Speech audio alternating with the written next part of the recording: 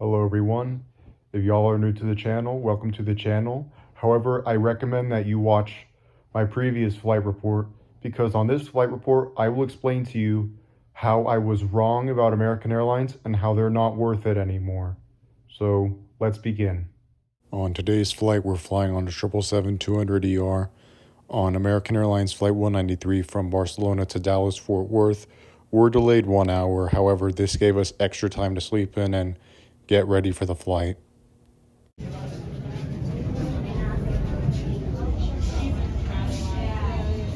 First, we enter through business, premium economy, and finally economy class. I have to say the interior of this aircraft is quite elegant. Sitting in seat 24L in the basic economy section of this aircraft. Legroom on this flight ain't so great. The seat is unbearable. I have no leg room, extremely narrow, very short, not a good recline, but hey, at least the aircraft makes up for it. One of the few things that come in handy dandy in this flight is the reading light, the adjustable air vent, and of course, the in-flight entertainment with the USB power outlet and the headphone socket. I have to say, I'm not a fan of this remote.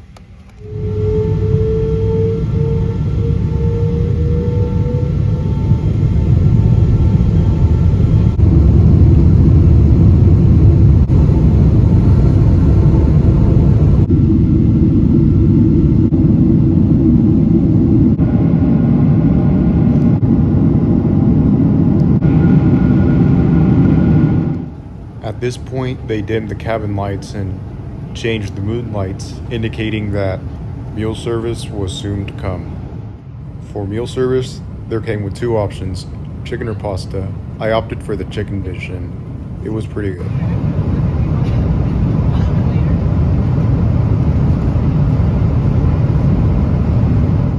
So far, everything is going well and smoothly throughout this flight. There are many movies and TV shows on the in-flight entertainment. I personally watched all the episodes of Breaking Bad. They only had 4 episodes. I watched all of them since I've already seen the whole series. However, the seat is not comfortable. It's narrow, it's short. There's no leg room whatsoever. But nonetheless, the mood lighting, the spaciousness, and the quietness of the 777 cabin makes up for it. I dearly love flying on the 777. I believe it's one of the best long-haul aircraft to fly. It's also one of the best-selling long-haul aircraft of all time. I personally recommend the 777 a lot for long-haul flying because it is a great aircraft. As of now, I took the moment to walk around the cabin, do a bit of a cabin tour, check out business class, but unfortunately I wasn't allowed to go in further. One other thing I'd like to add, the cabin crew of this flight so far were incredibly friendly, super nice. When I was told to head back to the economy class section of the aircraft, they were very polite about it. Hell, one of them joked that I should have sat there. For the second dish, they served a folded pizza. It was not bad. This was overall a very pleasant flight.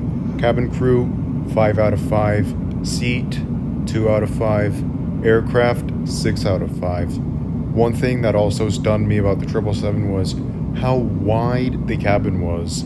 It's almost as wide of that of the 747. The cross-section of the airplane is 20 feet 4 inches. However, the 747 cross-section is just above 21 feet. But overall, both are huge aircraft. I've never flown on a 747. I hope to someday as they're fading out into service. But overall, I love the 777. I hear the 747 is really old and rusty, very creaky, loud, and not very smooth. But overall, back on topic to this flight. Yeah, I mean, despite being 1 hour late, honestly, I believe this flight was worth it, you know? The aircraft, the cabin crew, made up for everything. But don't get me wrong, I also enjoyed my flight last time on the Dreamliner because it was also a spacious and quiet aircraft. It may not have been as large as the 777, but it was an amazing aircraft. There were things I liked about the window dimmers, but there were other things not so much. Now, when it comes to comparing my two flights, despite the other flight being 3 hours delayed, the cabin crew were also friendly, and so I would say both flights were pretty similar in how much I enjoyed them, and so that basically concludes it all.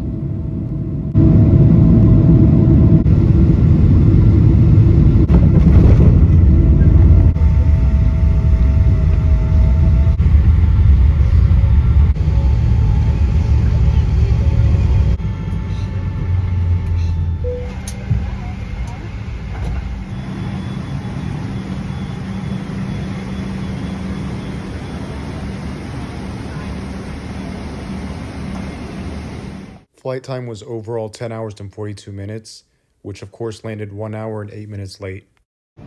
Here's a sneak peek of our presumptive final aircraft of the journey.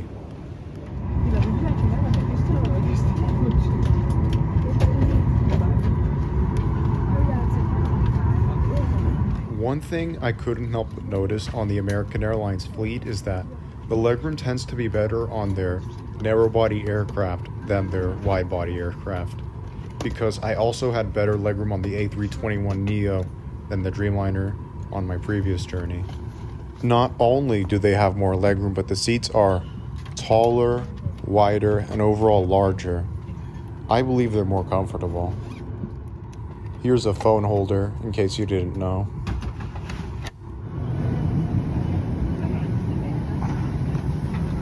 We took off 1 hour early and landed 1 hour early. And like that, we're out. Just kidding, that's clearly not what happened at all. So, here's what happened.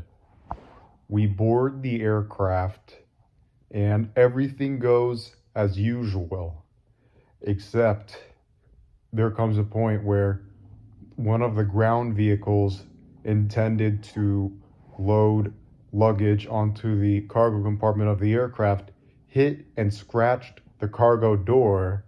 And you know what else that caused? That caused the cabin pressurizer to be damaged. And not only that, a strap inside the cargo compartment also broke due to the damage. And so all the luggage had to be loaded on the aft section of the aircraft due to the damage at the front. And because of the damaged air pressurizer, we couldn't take off. We could no longer take off until it was fixed. And so first they delayed us for 30 minutes to fix the door. Then they delayed us for 45 minutes to fix the door. And then we are told about the air pressurizer and the broken strap, which then were delayed 1 hour to fix.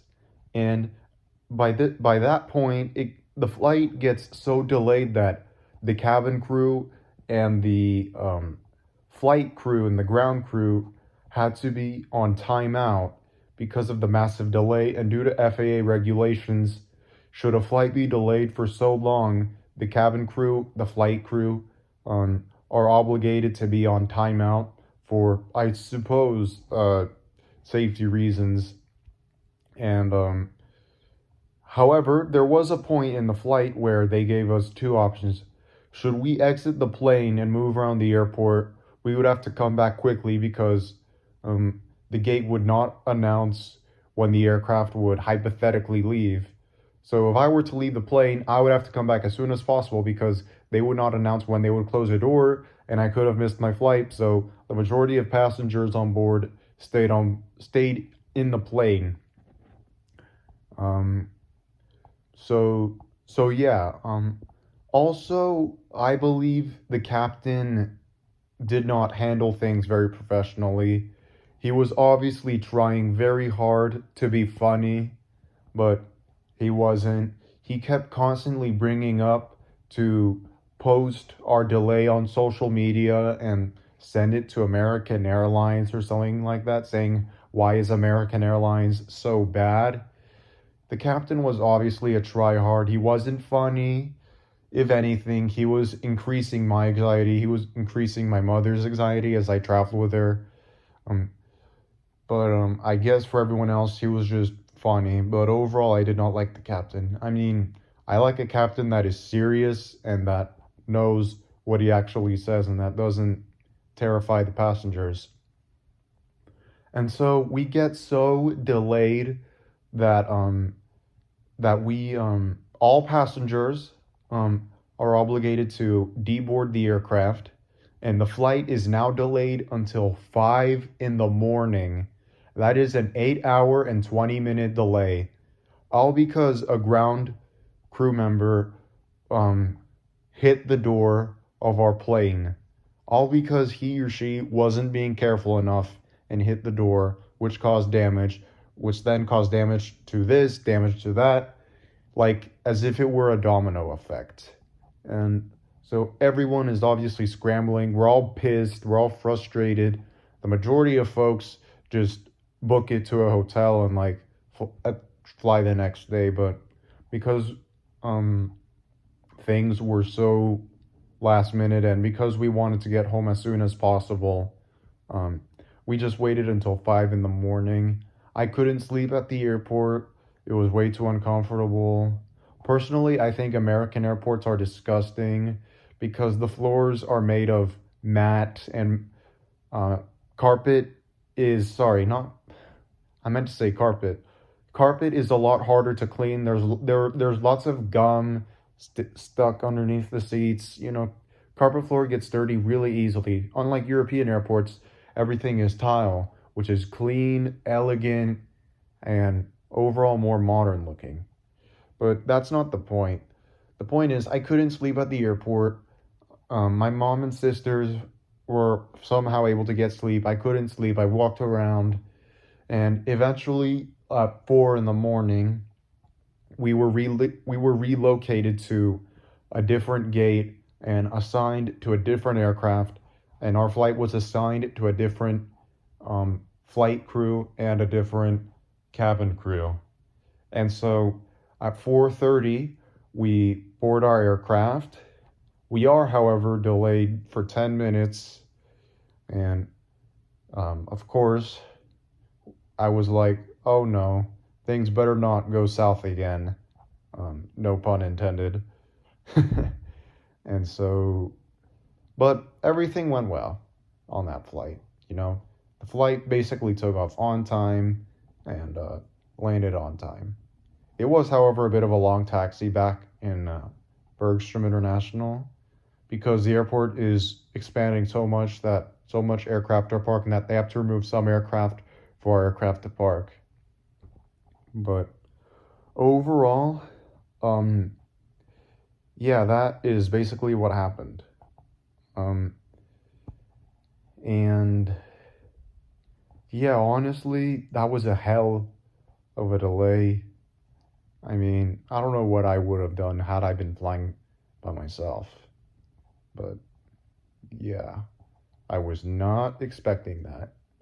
And my approval for American Airlines has dramatically dropped. Anyways, let us continue.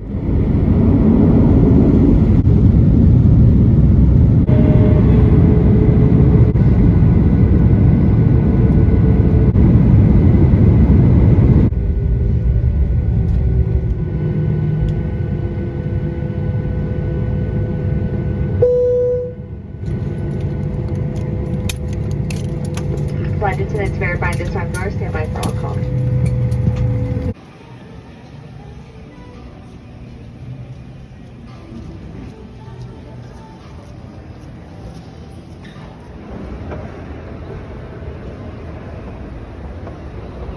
To wrap it up, American Airlines has not changed, but I changed my mind.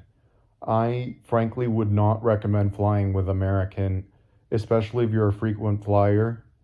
Personally, I wouldn't recommend flying with them at all. The delays, the horrible seats on their long-haul aircraft are just frankly not worth your money and time. I never thought I would be delayed over 8 hours for a simple 30-minute flight, and I am flabbergasted by the fact that the ground crew member hit the door with the vehicle, and the captain was just so unprofessional. But yeah, honestly, too many people do not like American. I don't like American. I do not think they're worth it. It's just way too much hassle going through the delay and the uncomfortable seats. I do not think it's worth it. It's just, for me, it's just way too much. I don't recommend American.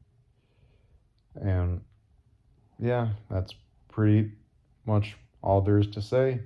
And thanks for watching. I will see you in the next one. And for your information, we were rewarded 3,600 euros, which is $3,929.94.